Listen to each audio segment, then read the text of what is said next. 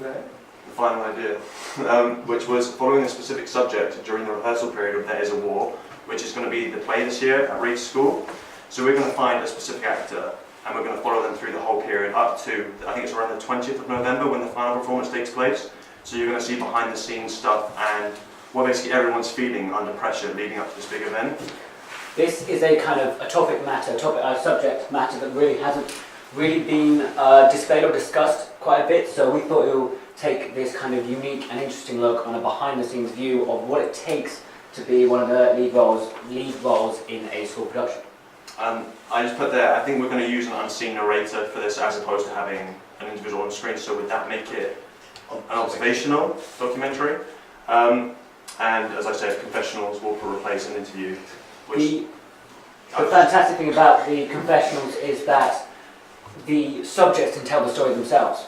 So as you know, in many kind of documentaries such as Tabloid, as we watched, the whole story and whole narrative can come from the subject itself, and they can push on the story forward they can push the story forward via their words. I'm not sure really what this is. It replaces a storyboard because obviously we don't know what's going to happen. Like, I'm saying that we're going to highlight a positive, successful production, but for all I know, this could go horribly wrong. One of the most fantastic things about an observational documentary is that the events unfold as we're there. So it's going to be very difficult for us to, in any way predict how this is going to turn out, because obviously we're following a live event. So a storyboard was a bit of a struggle, but we came up with this fantastic flowchart, as it were, about the kind of process we think that we're going to follow. It's rather fantastic if you look at it in detail. Let's see what I think. The blue represents like situations that has to happen, whereas the kind of reddish bubbles are more like the confessionals, what's going to happen in between. And I think for our documentary, we're going to do the first few minutes of it. So we'll look at this as a whole, film certain areas, and we'll cut that up and put it into like a first, like we saw with educating Essex, was it Essex, Yorkshire, or something, or the East End, one of them, that kind of thing. So we're going to show the most interesting aspects of the documentary as opposed to just showing a linear 5 minutes. This is the setting, participants, props and costumes.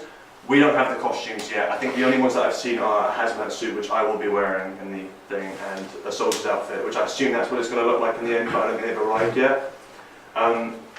As some of you know, Mr. Silk has declined to appearing on camera. So we're going to pretend Mr. Ben Tosh is the head of drama at the school, and he will take the role of the director in our documentary. The main areas of shooting will be the school hall, Mr. Silk's little classroom, which could be good for confessionals because it's quite a confined space and we have a nice little backdrop as opposed to too many individuals. Or around Eddie's tech room. I think Eddie, we're going to have to get something with Eddie in there because that just shows it. That's the little mise en scène in the background. And I also thought maybe if you had someone doing a confessional at the top of the stairs with the hall down below them with the others performing, that in my head just it's as long as we say fantastic. It's just amazing. We think it's going to be a fantastic story, and we do thoroughly look forward to creating the documentary and coming across all the challenges and successes that we'll face throughout the creation of this documentary. We'll now open the floor to questions. Yes, any questions or comments?